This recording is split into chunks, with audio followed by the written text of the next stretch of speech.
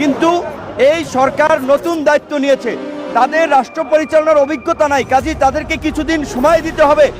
বাংলাদেশের উপর থেকে যখন একটি কৃত্রিম দুর্যোগ যাচ্ছে, যখন বন্যায় বাচ্চা সহ মানুষ মারা যাচ্ছে, তখন আনসাররা কি করতে চাচ্ছে সবাই বুঝে গেছে।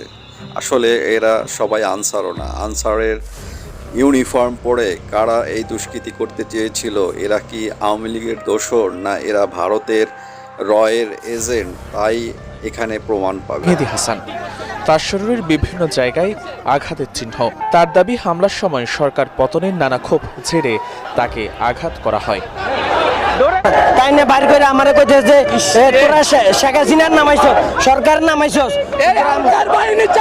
ছাত্র জনতার হাতে আটক হওয়ার পরে বেরিয়ে এলো চাঞ্চল্যকর সব তথ্য। কেন এই সংঘাত, সে প্রশ্নের উত্তর জানতে সচিবালয়ের সামনে থেকে পুলিশের প্রিজন ভ্যানে নিয়ে যাওয়া কজন আনসারের কাছে জানতে চাওয়া হয় কিভাবে হামলার ঘটনা ঘটে। তাদের দাবি, দুষ্কৃতিকারীরা হামলার ঘটনা ঘটিয়েছে যাদেরকে তারা চিনেনি না। ভিতরে যদি কিছু থাকে, পোশাক পরে যদি বাইরে যদি যুদ্ধের চরিত্র যদি লোক যদি আসে, তাহলে তো আমার কিছু করার নাই। কিছু সন্ত্রাসী দল আমাদেরকে হামলা করছে, পরে আমাদেরকে ছাত্র ভাইয়েরা আর আর্মিরা আমাদেরকে রক্ষা করছে। শিক্ষার্থীদের উপর হামলা করছে, এগুলো মনে করেন যে ইয়ারা ওই চিনি না এগুলো। হামলায় আহত হয় বৈষম্য বিরোধী ছাত্র আন্দোলনের সমন্বয়ক হাসনাত আবদুল্লাহ সহ অনেক শিক্ষার্থী। এ খবর ছড়িয়ে পড়ার পর রাতে টিএসসি এলাকায় মিছিল নিয়ে আসতে থাকে বিভিন্ন কলেজ বিশ্ববিদ্যালয়ের শিক্ষার্থীরা। সচিবালয়ে যাই আমরা একটা মীমাংসা করি, কিন্তু এই মুহূর্তে দেখা গেল এক গ্রুপ আমাদের ছাত্র ভাইদের উপর অতর্কিতভাবে হামলা চালাইলো। ছাত্র সমাজের পক্ষ থেকে তাদের সর্বোচ্চ শাস্তি চায়। এ ঘটনার পর দোষীদের গ্রেফতার সহ 3 দফা দাবি জানায় সমন্বয়করা। মদতদাতাদের খুঁজে বের করার দাবি তাদের। বন্যায় যখন মানুষ মরছে, এই আনসার লীগ তখন তামাশা করছে। আপনারা যে অস্থিতিশীল পরিস্থিতি করতে চাচ্ছেন, তা ছাত্র জনতা কোনোভাবে করতে দেবে না।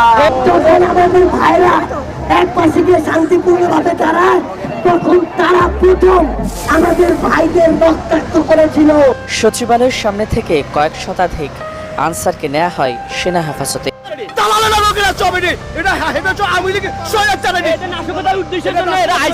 আর কোনো কিছু না,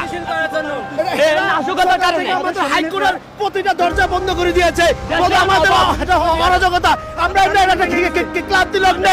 আমরা সকল মানুষ দেশে এরকম টালবাহাল অবস্থা, মানুষ বন্যায় মরে যাচ্ছে, তাদের এত দাবি দেওয়া কিছু, তারা দাবি দেওয়া করবে দেশ স্থিতিশীল হলে। তারপরে আগামী 1 মাস কোনো দাবি দেওয়া নিয়ে রাস্তায় আন্দোলন করা যাবে না। যারা আন্দোলন করবেন, আমাদের পরিষ্কার কথা, আমরা ধরে নেব তারা এই পতিত স্বৈরাচারের দোসর। এই সরকারকে বিপদে ফেলার জন্য, দেশকে অস্থিতিশীল করার জন্য এই সমস্ত দাবি দেওয়ার নামে রাজপথে নৈরাজ্য তৈরি করতে চান আপনারা।